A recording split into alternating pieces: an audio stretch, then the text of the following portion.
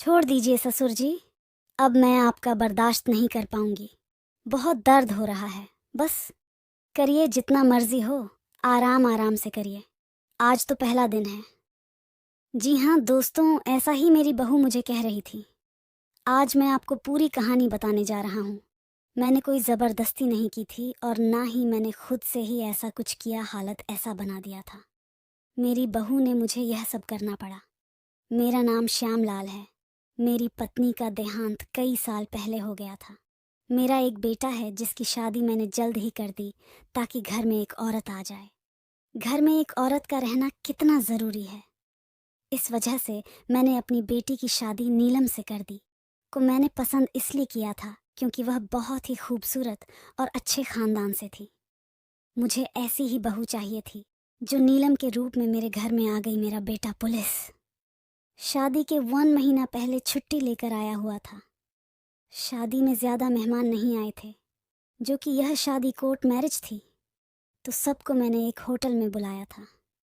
Court के बाद सीधे दूल्हा दुल्हन होटल आ गए थे। वहीं पर शादी होकर फिर मेहमान विदा हो गए। दूसरे दिन हम लोग सब अपने घर आ गए। मैं भी अपने बेटे की शादी के लिए फूल माला वाले को बुलवाया था। उसका पेड़ अच्छे से सजा दे, ऐसे ही हुआ मैंने कोई का। सर नहीं छोड़ी थी। अपने बेटे की खुशियों के लिए घर में मैं अकेला ही था।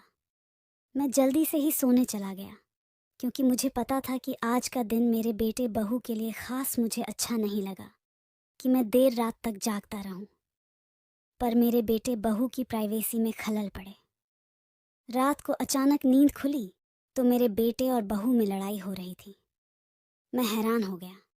शादी के पहले ही दिन लड़ाई में बीच बचाव नहीं करने गया। मुझे लगा खुद है, ये दोनों अपने आप को ठीक कर लेंगे, पर ऐसा नहीं हुआ।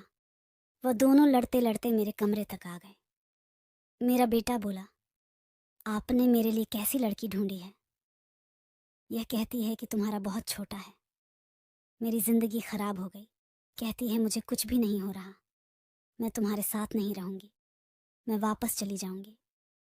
उस इंसान के साथ मैं कैसे रहूंगी जो मुझे खुश ना कर सके, जब तुम पहले दिन ही मुझे कुछ नहीं कर पा रहे हो तो पूरी जिंदगी क्या करोगे? मैं हैरान हो गया, समझ नहीं आ रहा था मैं क्या बोलूं। मेरा बेटा बहुत गुस्से में था। दोनों एक दूसरे के ऊपर चढ़ा रहे थे। मैं समझ नहीं पा रहा था कि लड़की जो पहली बार बहू बनकर आई है, और उसका यह रूप देखकर मुझे बहुत गुस्सा आने लगा था। मैं अपने बेटे को बोला, सब ठीक हो जाएगा, और बहू को भी बोला, सब ठीक हो जाएगा। आज का दिन ऐसे लड़ाई करने का। तुम दोनों एक दूसरे के लिए नए हो, किस वजह से ऐसी दिक्कत हो रही है। आगे जाकर शायद ऐसी दिक्कत नहीं होगी। मेरी बहू कोई दिक्कत कैसे नहीं होगी, इसका तो खड़ा भी नहीं होता। मैं अपने बेटे को पूछा, क्या बात है बेटा? उसने बोला, पापा मानता हूँ, मुझे अभी दिक्कत है। पुलिस की ट्रेनिंग में चोट लग गई थी, इस वजह से अभी दिक्कत हो रही, बोला है। कुछ दिनों में ठीक हो जाएगा।